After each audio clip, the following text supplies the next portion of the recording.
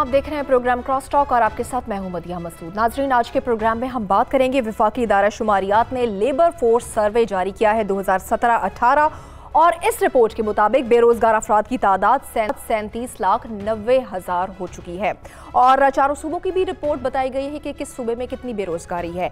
यहाँ ये मैं क्लियर कर दूं कि 2015 में बेरोजगार अफराद की तादाद 36,20,000 थी और बेरोजगारी की शरह में मामूली कमी आई है। ये रिपोर्ट बता रही है कि 5.9 से कम होकर 5.8% कमी आई है और ये 2017 और 18 की रिपोर्ट है। हुकूमत ने वादा किया था 1 करोड़ नौकरियों का भी, तो क्या अब मौजूदा हुकूमत केटर कर पाएगी? क्योंकि यही शिकायत आ रही है कि बड़ी तादाद में इस हुकूमत में लोग बेरोजगार भी हो रहे हैं। फिर आगे बढ़कर हम बात करेंगे, जैसे कि आप सब लोग जानते हैं कि ड्रग रेगुलेटरी अथॉरिटी पाकिस्तान ने मुल्क भर में अद्वियात की कीमतों में 9 से 15% इजाफे की मंजूरी दे दी है। ड्रैप का मौक़िफ़ यह है कि दवासाज कंपनियों का प्रेशर था। फिर दूसरा उनका यह कहना है कि अद्वियात की फराहमी बंद करने की धमकी भी थी और डेमो आप में हम सब देख चुके हैं कि पिछले एक हफ्ते या 10 दिन से शिकायत यही आ रही है कि जो इंपॉर्टेंट डिजीज की जो दवाइयां हैं वो नापैद हो गई हैं, वो कहीं से मिल ही नहीं रही हैं। फिर जो तीसरा जवाब है वो ये है कि खाम माल और बिजली गैस की कीमतें भी बढ़ गई हैं, लिहाजा दवाइयों की कीमतें बढ़ाना जो है वो मजबूरी था।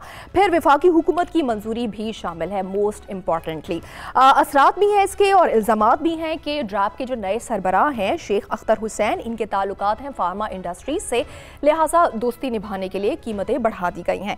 फिर दूसरा ये भी कहा जा रहा है कि हुकूमत के सामने अगर ये मुतालबा रखा गया था तो हुकूमत इस मुतालबे को रद्द भी कर सकती थी और दवाइयों की कीमतें नहीं बढ़ सकती थी। फिर तीसरा जो नुक्ता ये है कि यंग डॉक्टर्स एसोसिएशन इसी नुक्ते को लेकर फिर से सरापा एहतजाज है और गरीबों के हक में वो आवाज़ बुलंद कर रहे हैं। तो असल मसला क्या है, इस पर भी प्रोग्राम में बात करेंगे। तो आइए अब मानो की जाने बढ़ते हैं। हमारे साथ मौजूद हैं इरशाद अहमद आरिफ साहब, इजहारुल हक साहब भी हमें ज्वाइन कर रहे हैं, काजी सईद साहब भी स्टूडियो में हमारे साथ मौजूद है, जबकि मीर मोहम्मद अली साहब ने भी हमें ज्वाइन किया। तो सबसे पहले मीर साहब से फिर गुफ्तगू का आगाज़ कर लेते हैं। मीर साहब, वेलकम टू द शो। ये बताएगा कि मौजूदा हुकूमत जिससे बड़ी शिकायत है लोगों को कि कोई भी मसला संभाल नहीं पा रही और 1 करोड़ नौकरियों का भी जो वादा किया गया था, ये सब कुछ हो जाएगा अगर बेरोजगारी की शरह इसी तरह से बढ़ गई? देखिए, बेरोजगारी की शरह पाकिस्तान में अमूमन 5.49 5.5 रही है, तो ये 5.9 से नीचे तो आई है, मगर एक अनडॉक्यूमेंटेड इकॉनमी में सब में पहले तो अनएम्प्लॉयमेंट के फिगर्स एग्जैक्टली कभी निकाले ही नहीं जा सकते हैं। तो जो भी हमारे पास फिगर्स हैं उसके लिहाज से ही हम बात कर सकते हैं। 1 करोड़ नौकरियां तो मेरे ख्याल में उस वक्त भी मैंने आर्टिकल लिखा था एक कि इट्स ऑलमोस्ट एन इम्पॉसिबिलिटी कि 10 मिलियन जॉब्स आप क्रिएट करें। 3.4 मिलियन जॉब्स पिछले 6 साल में क्रिएट हुई हैं अमेरिका में, जो कि one of the best economies रही है पिछले 10 साल के अंदर। तो ये तो मेरे ख्याल में एक बहुत ही बुलंद बांग दावा था जो कि मुश्किल लगता है, मगर हमारे जिस किस्म की इकॉनमी है इसके अंदर अगर हम अब 7.8 हिस्टोरिकली पाकिस्तान की हाईएस्ट अनएम्प्लॉयमेंट रही है, 3.1 1985 में लोएस्ट रही है। तो अगर हम 4%, 4.5% भी अगले 4 से 5 साल के अंदर अनएम्प्लॉयमेंट को ले आएँ तो मेरे ख्याल में उससे भी ज़्यादा से ज़्यादा million and half jobs create होंगी 5 साल में मिलाकर। तो साल के 4 लाख 5 लाख जॉब्स आप क्रिएट करेंगे।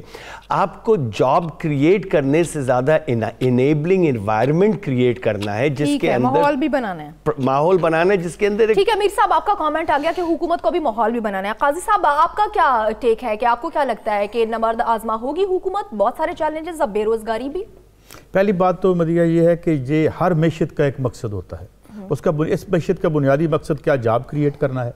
जो प्राइम मिनिस्टर आता है सबसे पहले आके कहता है जी, और एक और बहुत बड़ा फ्रॉड होता है हमारे साथ, गुड गवर्नेंस। ये इस्तेलाहें इसलिए भेजी जाती हैं ताकि इसमें छुपा दिया जाए सिस्टम, जो सिस्टमैटिक फेलियर है। यहाँ नहीं हो रहा, फ्रांस में हो रहा है, बरतानिया में हो रहा है, ब्रेक्सिट हो रहा है, यूरोपियन प्रोजेक्ट टूट रहा है। तो एक ऐसा निज़ाम जो है, इसमें नौकरियां देना तो उनका मसला ही नहीं है। अब ये जो फ्रॉड था पब्लिक प्राइवेट पार्टनरशिप पे, लाहौर का क्या अशर किया शहबाज शरीफ साहब ने, आपके सामने ही है ना। पब्लिक प्राइवेट पार्टनरशिप आपके बैठ गई आपके।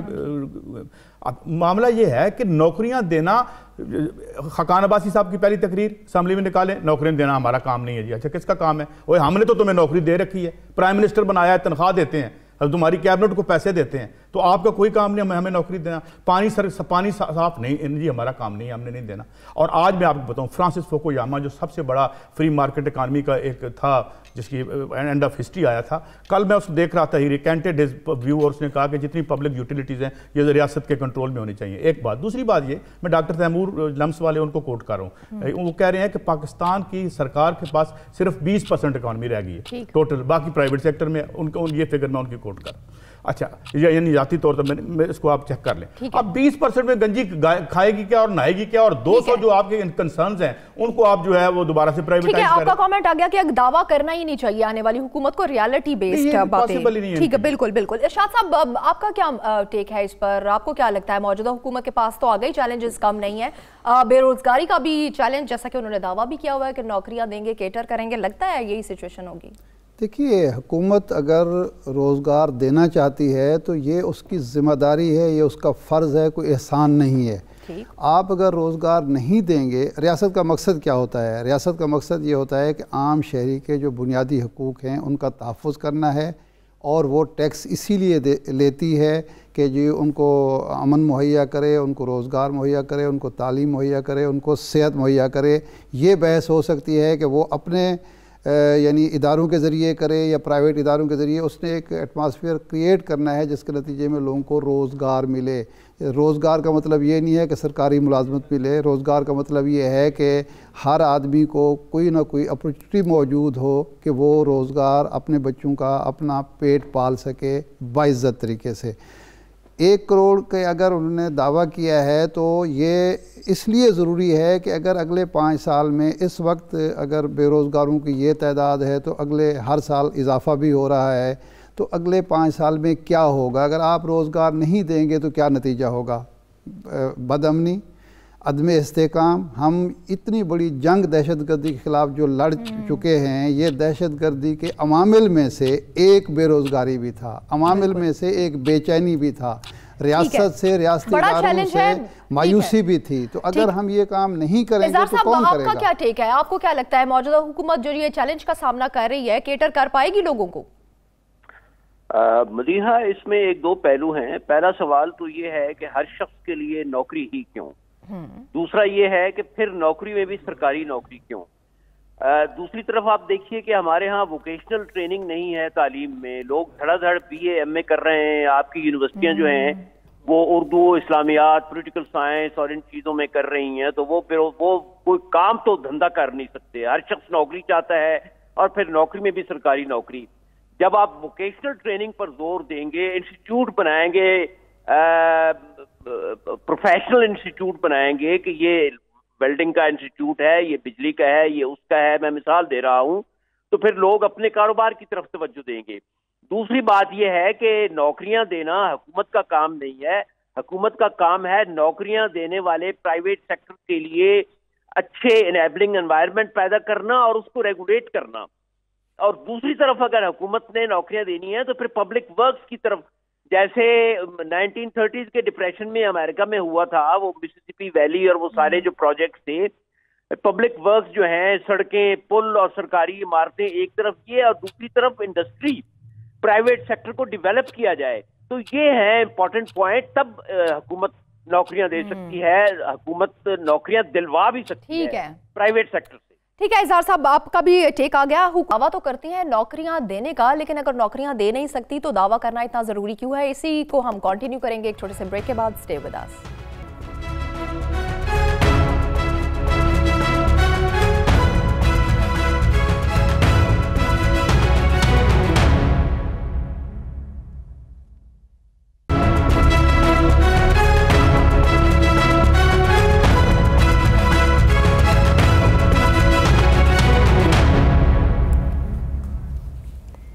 Welcome back. بریک سے پہلے اظہار صاحب جو کامنٹ دے رہے تھے اسی سے آگے گفتگو کو بڑھاتے ہیں کہ ہر کسی کو نوکری چاہیے, اور نوکری بھی چاہیے تو سرکاری چاہیے, اور پرائیویٹ سیکٹر فلرش تو کر رہا ہے, لیکن پھر وہ لوگوں کو صحیح طرح سے کیٹر کیوں نہیں کر پا رہا؟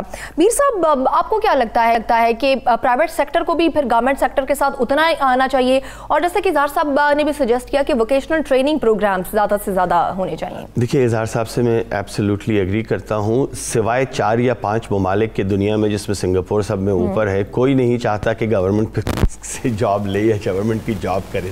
हमारे ममालिक में मेरे ख्याल में गवर्नमेंट की जॉब इसलिए ली जाती है कि आपको पता है you will never be fired, दूसरा ऊपर की इनकम, छुट्टी लेके भी चले जाएं, पक्की छुट्टी ले जाएं, OSD बन जाते हैं, निकाले नहीं जा सकते, ऊपर की इनकम 50 गुना ज़्यादा होती है आपकी सैलरी से।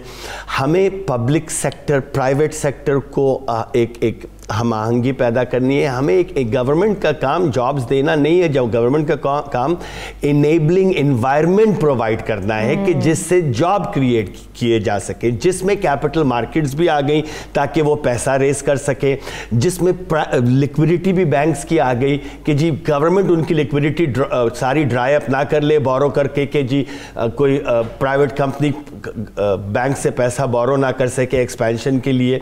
बहुत सारी चीज़ें होती हैं जिसमें जैसे इज़हार साहब कह रहे थे टेक्निकल ट्रेनिंग बहुत ज़्यादा ज़रूरी है।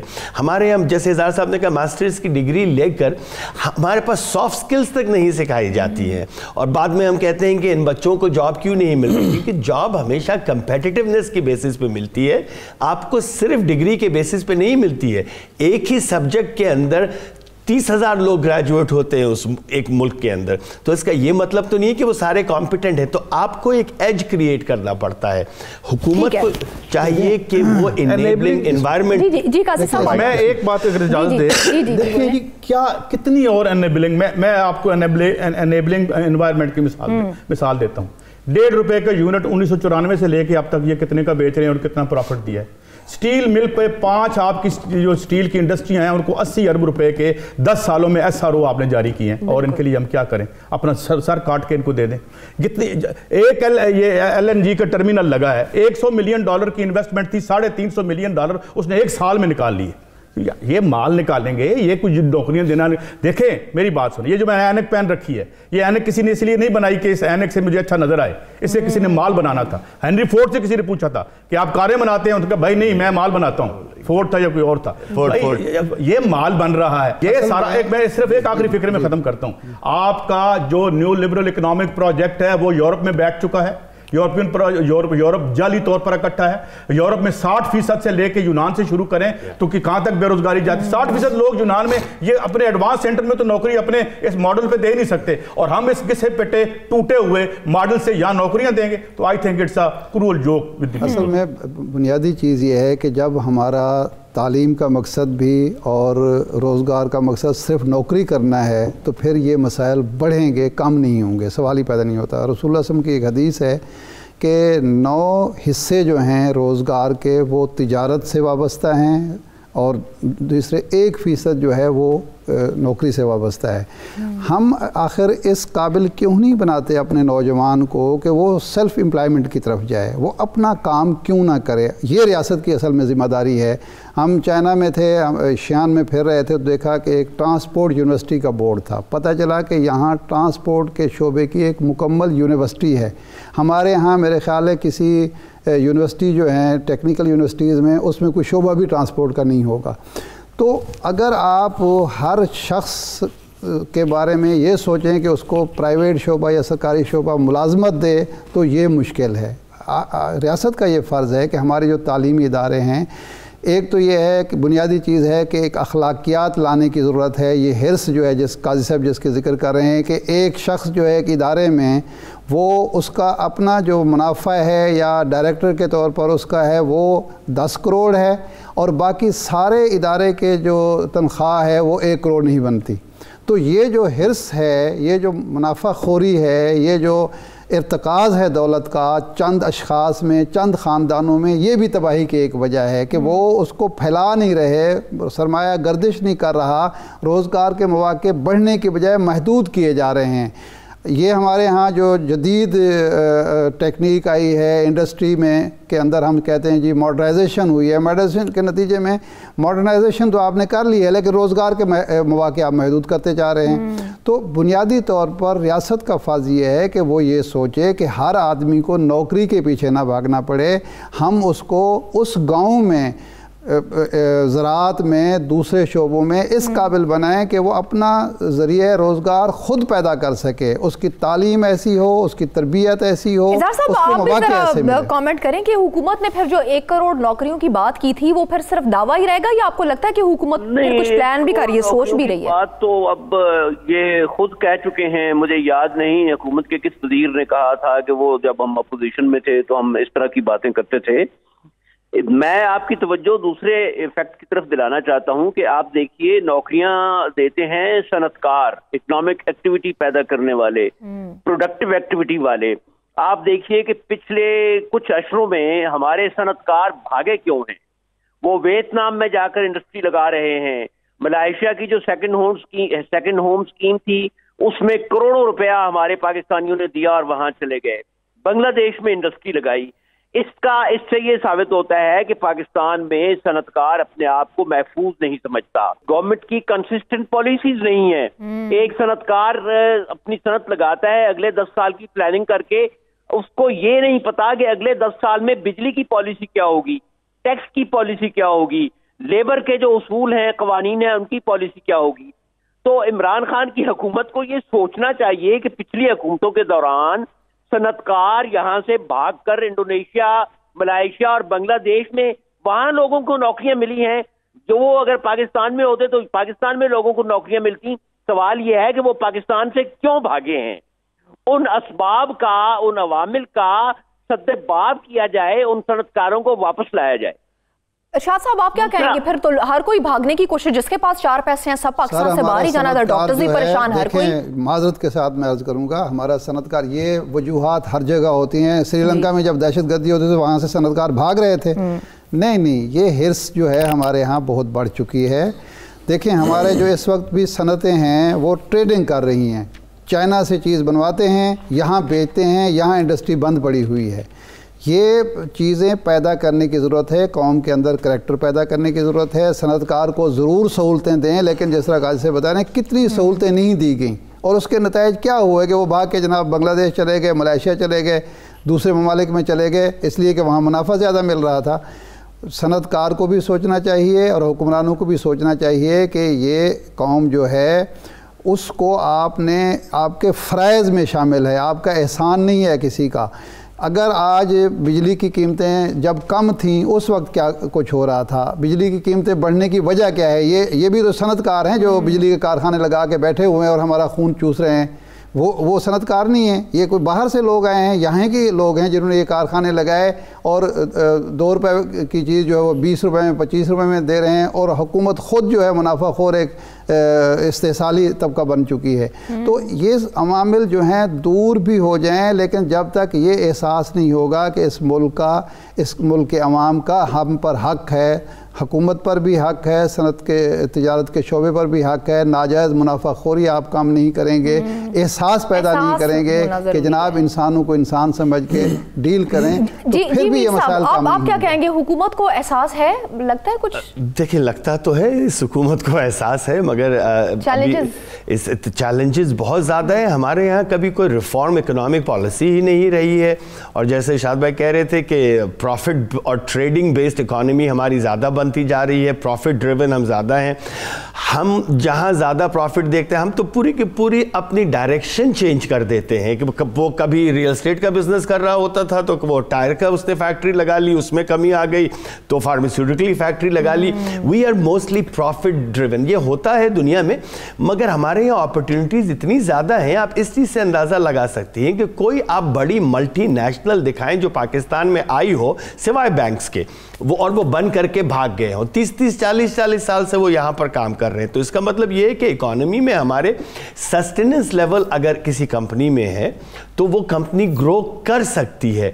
और गवर्नमेंट को चैलेंजेस बहुत ज़्यादा हैं इस वक्त। एक रिफॉर्म मैक्रो और माइक्रो इकोनॉमिक पॉलिसी होनी चाहिए, ग्रोथ की पॉलिसी होनी चाहिए, और बुलंद बांग दावे थोड़े से कम कर देने चाहिए। मैं सिर्फ इसलिए कह रहा हूं कि मैं खैरख्वाह हूं, मैं नहीं चाहता बात करनी है, बड़ी बात कही जाए जो पूरी ना की जा सके। ज़ार साहब, आप क्या ऐड करना चाहेंगे? जी देखिए, ये जो हमारा सिस्टम है कैपिटलिज्म का, उसमें इंडस्ट्रियलिस्ट के लिए, कारखानादार के लिए जो ایک انڈیوسمنٹ ہے, انسینٹیو ہے, وہ تو نفع ہی ہے. پوری دنیا میں ہر ٹریڈر, ہر صنعتکار کا یہی مقصد ہوتا ہے کہ وہ زیادہ سے زیادہ نفع کمائے. اب یہاں حکومت کا کام ہے کہ اس نفع کو ریگولیٹ کرے. اچھا, اب دوسری بات یہ ہے کہ یہ ہماری, میرا خیال ہے, خام خیالی ہے کہ ہمارے انوائرمنٹ ٹھیک ہیں پھر بھی لوگ جا رہے ہیں. اگر دیکھیے, اپنے گھر کو, اپنے وطن کو چھوڑ کر کوئی آسانی سے نہیں جاتا. ایسے یہ عوامل جو ہیں ان کو سیریسلی لینا چاہیے. کم از کم بجلی کی پالیسی جو ہے, ٹیکس کی پالیسی تو ہے, وہ تو اگلے 10 سال کے لیے آپ کیپٹلسٹ کو دیں, اس کو, سرمایہ کار کو, کہ بھئی یہ پالیسی ہے, اس کے مطابق تم اپنا جمع تفریق, اپنا حساب کتاب کرو. ٹھیک ہے, تو یہ ساری چیزیں دیکھنا پڑے گی. جی جی جی جی. اس انویسٹمنٹ کا, ہر انویسٹمنٹ کا ایک کیریکٹر ہوتا ہے. یہ جو پل بن رہے ہیں, یہ ان کا انویسٹمنٹ کیا, یہ پروفٹ فرینڈلی انویسٹمنٹ ہے اور اب نارمل پروفٹ ہے, اور اس کے بعد کک بیکس ہیں, اور اس کے بعد ہوا کیا, پبلک پرائیویٹ پارٹنرشپ میں حکمران آپ کے جو ہیں, جو ریگولیٹر ہے, وہ پوڈل بن گیا, اور پوڈل بننے کے بعد وہ 7 حصے دار بن گیا, وہ ٹھیکیدار سے پیسے لے رہا ہے. تو اس لیے یہ ہر طرف سے آپ کا سسٹم بیٹھ گیا ہے. اور جو یہاں سے بیٹھ کے گئے, ویتنام میں کیوں بے روزگاری ہے, وہاں اگر فیکٹریاں لگ رہی ہیں. کرپشن ایک وجہ ہے, لوگ کہتے ہیں جی کرپشن ایک وجہ ہے, لیکن کیا کرپشن کے اگر ہم اسباب جاننا چاہیں تو یہ حکومت سے کرپشن شروع ہوئی یا حکومت کو دینے والوں, بیوروکریسی کو کرپٹ کرنے والے صنعتکار سے, تاجر سے, میرے جیسے لوگوں سے؟ میرے خیال میں وہ کرپشن کرواتا ہے. روزگار بھی عذاب, بے روزگاری بھی عذاب, پراپر چین. میر صاحب, ہر کوئی یہی چاہتا ہے کہ وہ سرکاری جو نوکری حاصل کر لے, لیکن وہاں تو سفارش کا ایک کلچر ہمیں اسٹرانگ دکھائی دیتا ہے. پرائیویٹ سیکٹر میں تو ہائر فائر بہت تیزی سے ہو رہا ہے. پھر کس طرح سے ہم دیکھیں گے کہ اس جو ایلیمنٹ کو, پرٹیکولر بے روزگاری کا, اسے ہم کس طرح سے پھر نیچے لے کر آ سکتے ہیں؟ دیکھیے, جیسے سب کہہ رہے ہیں نا کہ ہمیں انیبلنگ انوائرمنٹ کی جو ہم بات کرتے ہیں, یہ انگلش کا لفظ بنایا ہوا ہم نوکریاں دینے کے بجائے ایسا ایک ماحول پیدا کریں کہ جہاں پہ نوکریاں کریٹ ہو سکیں, انٹرپرنورشپ کریٹ ہو سکے.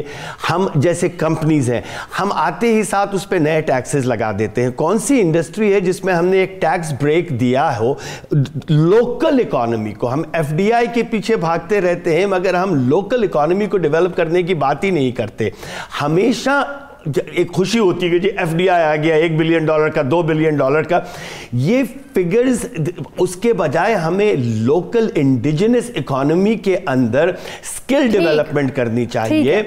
سی پیک ہمارے پاس ہے, مگر سی پیک کا بھی, ٹھیک ہے میر صاحب, آپ کا کامنٹ آ گیا, چھوٹا سا بریک لیں گے.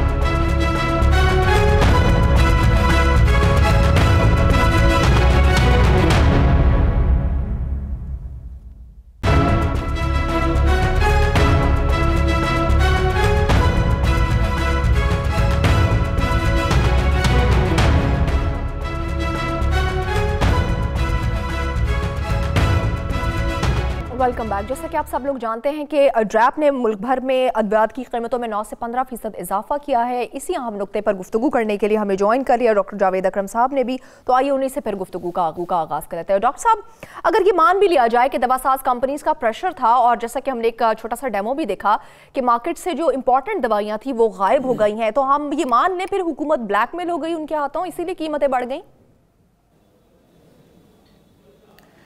دیکھیں, اس میں ذرا آپ کو تھوڑی سی اس کی بیک گراؤنڈ بتا دوں کہ پاکستان کی جو فارماسیوٹیکل انڈسٹری ہے وہ 90% ایسی انڈسٹری ہے جو کہ ری پیکیجنگ انڈسٹری ہے. اس کو مینوفیکچرنگ انڈسٹری کہنا میرا خیال ہے حقیقت سے آنکھیں بند کرنا ہوگا, کیونکہ زیادہ تر یہ دوائیاں منگواتے ہیں باہر سے اور ان کو ری پیک کر دیتے ہیں. جیسے فار ایگزامپل لیکٹولوز ایک لیور کی دوائی ہے, اور یہ ساری دوائیوں کے ساتھ ایسے ہی ہے. وہ یہ 4000 لیٹر کے کنٹینرز میں منگواتے ہیں اور ان کو 120 ml یا 60 ml کی بوتل میں بھر دیتے ہیں. وہ کہہ دیتے ہیں made in Pakistan by so and so company.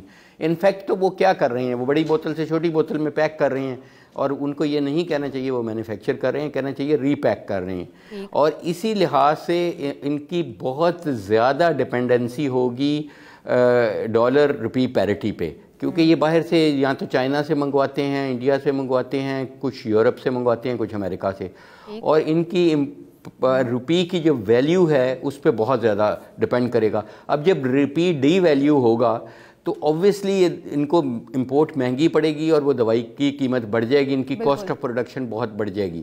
یہ 30% کاسٹ آف پروڈکشن بڑی ہے پچھلے ایک سال میں unfortunately because of rupee devaluation. آپ کو لگ رہا ہے کہ دوا ساز کمپنیز کے اندرونی معاملات کی وجہ سے یہ قیمتیں بڑھ گئی ہیں؟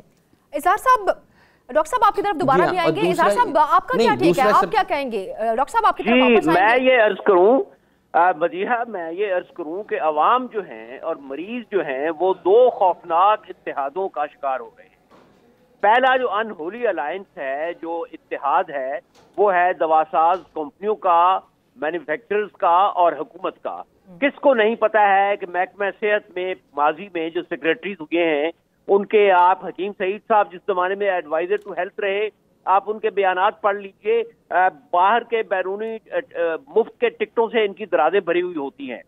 دوسرا جو اتحاد ہے وہ دواساز کمپنیوں کا ڈاکٹروں کے ساتھ ہے. میں ایک بنیادی سوال پوچھتا ہوں کہ تمام مہذب ترقی یافتہ ملکوں میں دوائیں جو ہیں وہ جنرک ناموں سے پرسکرائب ہوتی ہیں, ہمارے ہاں برانڈ نیم کیوں چلتے ہیں؟ ہم جب کسی ڈاکٹر سے کنسلٹ کرتے ہیں آسٹریلیا یا امریکہ میں یا یورپ میں تو اس کو ہم برانڈ نیم بتاتے ہیں, وہ کہتا نہیں مجھے جنرک نیم بتاؤ. تو یہ پاکستان میں اچھا پھر یہ ہے کہ یہاں پر ایک جنرل محمود اختر ہیں جو اس چیز کا ماہر ہیں, انہوں نے جب بھی دوائیں کے معاملے میں کوئی اقدام حکومت کو کہا تو اس کی نفی کی گئی.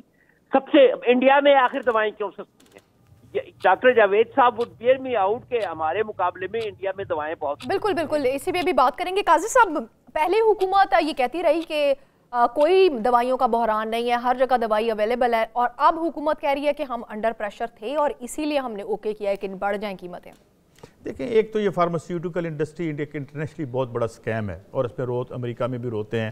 میں آپ کو مثال دیتا ہوں کہ یہ ایک سرحد ہے امریکہ کی اور میکسیکو کی, اس پہ ایک گاؤں ہے جس کا نام ٹیوانا ہے. تو وہاں یہ لوگ کیا کرتے تھے, غریب لوگ جو ہیں امریکہ کے, کہ وہ وہاں جاتے تھے, وہاں کٹھی دوائیاں خرید کے لے آتے تھے اور واپس, اور اس میں زمین آسمان کا فرق تھا جو امریکہ میں قیمتیں تھی اور جو وہاں قیمتیں تھی. بعد میں جب ان کو پتہ چلا تو فارماسیوٹیکل نے وہ بھی بند کروا دیا. اب سوال یہ ہے, دیکھیں بنیادی طور پر یہ ساری چیزیں جڑی ہوئی ہیں کس سے؟ 18 ارب ڈالر بقول ورلڈ بینک کے آپ کے بجلی والے کھا جاتے ہیں, ٹھیک ہے. 45% آپ کے ٹوٹل ریونیو کا جو ہے وہ کھا جاتے ہیں اپنا IMF اور ورلڈ بینک, یہ جو عالمی ساہوکار ہیں جن کا قرضہ کئی دفعہ ہم ادا کر چکے ہیں اور ان کے یرغمال ہیں. بات یہ, اچھا اس کے بعد آپ کے لوکل آ جاتے ہیں, 500-600 ارب روپے کا SRO جاری کرتے ہیں آپ ان کے لیے. ان کو آپ 500 ارب روپے کی ٹیکس چھوٹ دیتے ہیں, غریب آدمی کو آپ بڑی علم بتاتے ہیں اور مشکلات بتاتے ہیں. اور اس میں جو پلاننگ کمیشن یہ کہتا ہے 3030 روپے اور 30 پیسے پاورٹی لائن ہے. شرم سے ڈوب مرنا چاہیے. ایک ایسے سماج میں یہ قتل کا جرم ہے. مجھے ایک بات بتائیں, میں جیسے پہلے کہتا ہوں, اگر ایک بندہ ایک لائف تھریٹننگ ڈیزیز اور کیوریبل ڈیزیز میں اسے ہم سماج میں مرنے دیتے ہیں اس لیے کہ اس کے پاس 4 ٹکے نہیں ہیں, کیا ہم انسانوں کا سماج ہیں؟ کیا ہمیں انسانوں کا سماج کہا جائے گا؟ تو میرے خیال میں یہ وہی سسٹمیٹک فیلئر ہے جو ہر جگہ پہ فیل ہو رہا ہے, اور یہ مارکیٹ فنڈامنٹلزم ہے جس نے ہر چیز کو برباد کر دیا. آپ کیا کہیں گے؟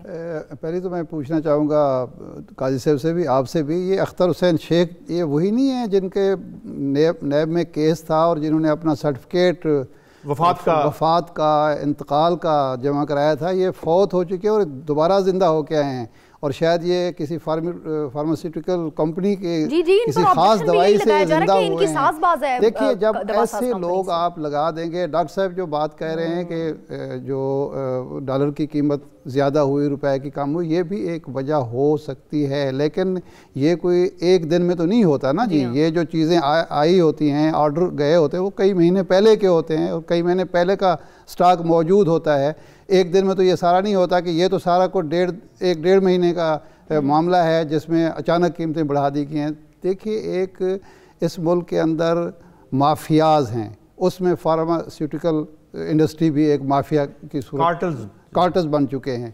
تو موجودہ حکومت کا جو فیلئر میں سمجھ رہا ہوں یہ 4 مہینے میں, وہ یہ ہے کہ ابھی تک وہ مافیاز کو کنٹرول کرنے میں ناکام چلی آ رہی ہے.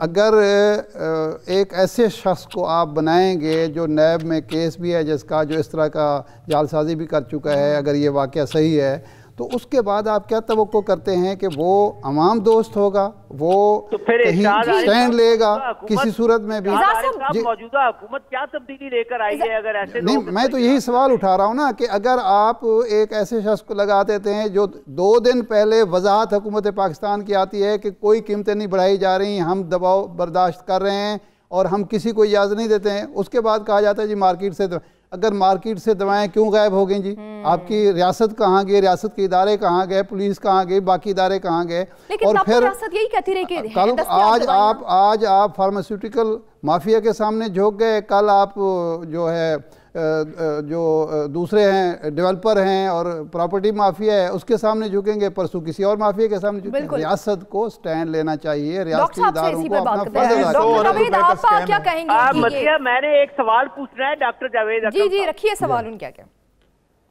جی ڈاکٹر جاوید اکرم صاحب, مجھے یہ بتائیے کہ ایک کمپنی کی دوائی 60 روپے ہے, وہی دوائی دوسری کمپنی 20 روپے میں دے رہی ہے, تو حکومت یہ کیوں نہیں قانون بناتی کہ ڈاکٹر جو ہے وہ جنرک نیم پریسکرائب کرے؟ اس میں کیا حرج ہے؟ آپ کی بہت اچھی تجویز, جی بہت اچھی تجویز ہے, لیکن اس میں سر تھوڑا سا میں آپ کو ایکسپلین کر دوں کہ اس سے یہ ہوگا کہ جو نئی انوینشنز ہیں ابھی بھی اس وقت پاکستان میں, جو نئی میڈیسن کی نئی ایجادات ہوتی ہیں وہ پاکستانی کمپنی تو جنیرک کمپنی تو کرتی نہیں ہے. ایک بھی کوئی ایسی دوائی نہیں لانچ ہوئی جو پاکستان میں ایجاد ہوئی ہو. ہم پیٹنٹس کا ایکسپائری کا انتظار کرتے ہیں جن کی پیٹنٹ کی پروٹیکشن ہے انٹرنیشنلی 5 سے 10 سال 20 سال. اس کے بعد وہ پیٹنٹ ایکسپائر ہوتا ہے تو جنیرک مارکیٹ اس کو بنا سکتی ہے, اس کے بغیر آپ نہیں بنا سکتے. اگر آپ خالی اسی پہ کریں گے کہ جنیرک مارکیٹس پہ انحصار کریں گے تو آپ کی جو, کیونکہ میڈیسنز کی میں ایک ریولوشن آ رہی ہے, ہر سال نئی دوائیں آ رہی ہیں, پرانی دوائیوں کا پتہ لگ رہا ہے کہ سائیڈ افیکٹ ہے. جی امریکہ میں دیکھیں, امریکہ میں جو زیادہ تر مارکیٹ ہے, امریکن مارکیٹ اس وقت تقریباً 55% ان کی برانڈز کی ہے. جیسے فائزر ایک بہت بڑی کمپنی ہے, دنیا کی سب سے بڑی کمپنی ہے, دیٹس این امریکن کمپنی, وہ اپنے برانڈ سے بیچتی ہے. ٹارویسٹاٹن جو وہ بیچتی ہے وہ لپیٹور کے نام سے ہی وہاں بکتی ہے. لیکن انہوں نے 7 جنیرک کو بھی جیسے ہمارے ملک میں ہے وہ بھی کیا ہوا ہے. پرابلم یہ ہے سر کہ جو مین ایشو ہے وہ ہم سمجھنے کی کوشش کر لیں کہ پاکستان میں, میں ایک یونیورسٹی کا وائس چانسلر ہوں اور پہلے بھی وائس چانسلر رہا ہوں, تیسری دفعہ بنا ہوں الحمدللہ. ہم نے پاکستان میں نئی ایجادات کر بیٹھے ہیں, ہم کوئی کم از کم 50 کے قریب نئی دوائیں ادھر کلون کر بیٹھے ہیں, لیکن ادھر کوئی ایسا طریقہ کار نہیں ہے کہ ان کو جنیرک ہم لے جائیں مارکیٹ تک, کیونکہ ان کا کوئی پاتھ وے ڈیفائنڈ نہیں ہے. اور سب سے بڑی بات یہ ہے جو انڈیا کی اگزامپل دے رہے ہیں, انڈیا نے تو ملٹی نیشنل کو آپریٹ ہی نہیں کرنے دیتی. وہاں للی جو ہے یا فائزر جو ہے اپنے آپ نہیں آپریٹ کر سکتی, لوکل پارٹنر کے ساتھ آپریٹ کرتی ہے. دوسرا, انڈیا کی جو نیشنلسٹک پالیسی ہے وہ آپ کو ضرور لائسنس دیتی ہے ایک دوائی بنانے کا, چاہے وہ ٹارویسٹاٹن ہے چاہے کوئی بھی کمپاؤنڈ ہے, وہ آپ امپورٹ کر کے اس کو بنا لیتے ہیں, لیکن وہ کہتی ہے 5 سال بعد اس کا را مٹیریل بھی یہیں بنائیں گے. یہ دوائیں آپ تبھی سستی کر پائیں گے جب آپ بیسک را مٹیریل یہاں بنائیں گے, صرف امپورٹ بیسڈ انڈسٹری نہیں ہوگی. اس وقت پاکستان کی 95% انڈسٹری امپورٹ پہ ریلائی کر رہی ہے. آپ کو یہاں پہ ان کو فورس کرنا چاہیے اور ان کو ساتھ ٹیکس ہالیڈے دیں, ان کو ٹیرف کم کریں کہ بھئی آپ بیسک را مٹیریل یہاں بنائیں, اور جو را مٹیریل ہماری یونیورسٹیز بنا بھی بیٹھی ہیں اس کو فاسٹ ٹریک پہ کمرشلائز کریں. ابھی چیف جسٹس صاحب نے اس پہ سو موٹو لیا, الحمدللہ انہوں نے جسٹس کمیشن کا, لا اینڈ جسٹس کمیشن کا اجلاس پورا بلایا, پورا دن بیٹھے رہے منڈے والے دن. یہ پچھلے اسلام آباد مجھے ہی بلایا تھا کیونکہ یہ ہماری انوینشنز تھی, اور انہوں نے ڈریپ کو کہا ہے کہ کلینکل ٹرائلز کی کمیٹی بنائی جائے اور فوری طور پہ کمرشلائزیشن کرنے کا پاتھ وے دیا جائے. تو یہ ہے طریقہ کار دوائیوں کو ایکچوئل سستا کرنے کا کہ آپ کی ہوم گرون ریسرچ لے گی تو ہی بات آگے جائے گی. اور کیونکہ سپریم کورٹ تو اب نوٹس لے چکے, لیکن ہم دیکھتے ہیں کہ حکومت و دوا ساز کمپنیوں سے بلیک میل ہو رہی ہے. اسی کی ڈیٹیل ایک چھوٹے سے بریک کے بعد سٹے ود اس.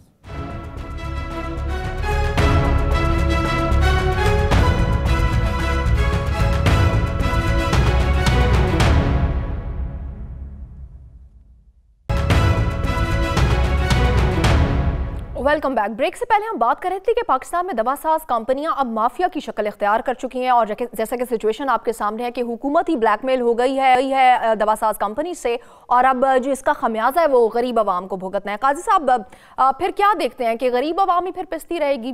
कोई भी मामला। एक तो ये जो R&D वाला आर्ग्यूमेंट है ना मैं से, और ये बड़ा एक स्कैम है हर जगह पे। एक और मैं आपको फिगर एग्जैक्ट भी दे दूंगा, मगर मैं ये वसूख से कह सकता हूँ कि पिछले 10 सालों में अमीरों की जो बीमारियां दवाइयां हैं उस पर ज़्यादा रिसर्च हुई है, गरीबों की पे कम हुई है। मिसाल के तौर पर जो है वो रानाई पैदा करना, और इधर जिधर माल। बात ये है कि आप कुछ चीज़ें ऐसी हैं जो रियासतों ने करनी होती हैं, जिस तरह सेहत है, तालीम है, इलाज है। बात ये है बुनियादी तौर पर ये सिस्टम गलत है। तालीम और सेहत सरकार के पास होनी चाहिए, और ये 1973 के कॉन्स्टिट्यूशन में लिखा हुआ है। दे प्राइवेट सेक्टर को बेशक दें, मगर उसके साथ पैरेलल उतना ही ऐसा इंफ्रास्ट्रक्चर खड़ा करें जिस तरह स्विट्जरलैंड में है या कहीं और है। और एक बात आखिरी बात मैं ये कर दूं कि ये जितना आप 80 अरब रुपए का आप SRO लिख के दे देते हैं, आप 500 अरब रुपए का हर बजट में SRO सागदार लिख के देता रहा है, मुझे बताएं। और 2 रुपए का यूनिट जो है शम्सुल मुल्क कहते हैं वो आप 15 रुपए का बेच रहे हैं, तो दवाइयों के 4% कैसे बचेंगे? मदिया, मुझे मौजूद पर बात करनी है। जी जी जी, एक बात अगर इजाज़त दें। देखें, चीफ जस्टिस ऑफ पाकिस्तान ने नोटिस लिया, स्टंट की कीमत जो दिल को डालने वाला है उसकी कीमतें जो हैं, डॉक्टर साहब इसको तस्दीक करेंगे, 40% कम अज कम हो गई हैं। 30,000 क्या ये पहले नहीं हो सकती? ये जो लाख रुपए का 5 लाख का डाल रहे हैं यहाँ पे, 5 लाख। ये किसने कंट्रोल करना है? जब हम बात करते हैं रियासत की, कि रियासत का ये फर्ज होता है कि वो मोनोपोली कायम ना होने दे, कोई माफिया वजूद में ना आने दे, नाजायज़ मुनाफाखोरी ना होने दे। रियासत यहाँ नाकाम नज़र आती है कि ये पहले किसी को इल्म नहीं था हमारे। इसका मतलब ये है कि हमारी वजारत सेहत जो थी, हमारे जो डॉक्टर्स थे, वो सारे उस कार्टेल का हिस्सा बने हुए थे। तो बेसिकली रियासत की ज़िम्मेदारी ये है कि ये माफियाज को कंट्रोल करे, ये किसी भी शोबे को, किसी भी शोबे में माफिया वजूद में ना आने दे, नाजायज़ मुनाफेखोरी का सद्देबाब करे। जब तक ये नहीं होगा हम बातें करते रहेंगे। अगर यहाँ मसलन दवाइयाँ अगर यहाँ भी जो बनना शुरू हो जाएंगी, अगर नाजायज़ मुनाफाखोरी नहीं रोकेंगे, यहाँ की दवाइयाँ भी महंगी होंगी, बाहर की भी महंगी होंगी। बिल्कुल। देखें मदीहा, ये सारी डिस्कशन तो बिल्कुल ठीक है, लेकिन असल सवाल ये है कि व्हाट टू डू। वो जो कहते हैं ना कि याराने तरीक़त बाद अज़ीम तदबीर मा, डॉक्टर जावेद साहब फरमा रहे हैं, पाथ वे की उन्होंने बात की। अब सवाल ये है कि ये सारे काम किसने करने हैं, और अगर हुकूमत ने करने हैं तो हुकूमत को एडवाइजर तो यही डॉक्टर जावेद अकरम साहब जैसे हमारे जो बड़े बड़े लोग हैं ये देते हैं। तो फिर रुकावट कहाँ है? मसला ये है कि रुकावट कहाँ है? Where is that hidden enemy? आज के प्रोग्राम से मुझे दीजिए इजाजत। अल्लाह हाफिज।